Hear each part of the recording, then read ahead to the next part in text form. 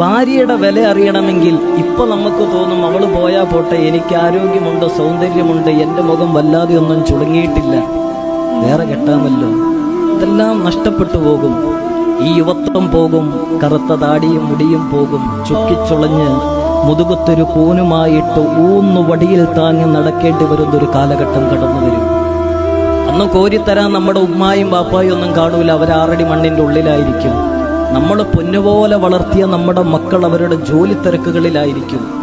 വീടിനുള്ളിൽ അവർക്കൊരു ഭാരമായിട്ട് നിൽക്കുന്ന നമ്മളെ ഓർത്ത് അവർ ശാപവാക്കുകൾ പറയുമായിരിക്കും.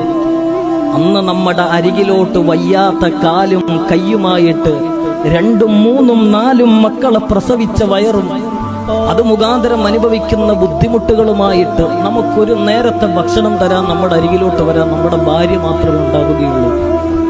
അതുകൊണ്ടാണ് ഉമർ ബിൻ ഖത്താബ് റളിയല്ലാഹു തആല അൻഹു പറഞ്ഞത്, മറ്റൊരാളെ ആശ്രയിക്കേണ്ടി വരുന്ന അവസ്ഥയുള്ള ഒരു പടുവൃദ്ധനായ മനുഷ്യനോട് ചോദിക്കണം ഭാര്യയുടെ വില. അവൻ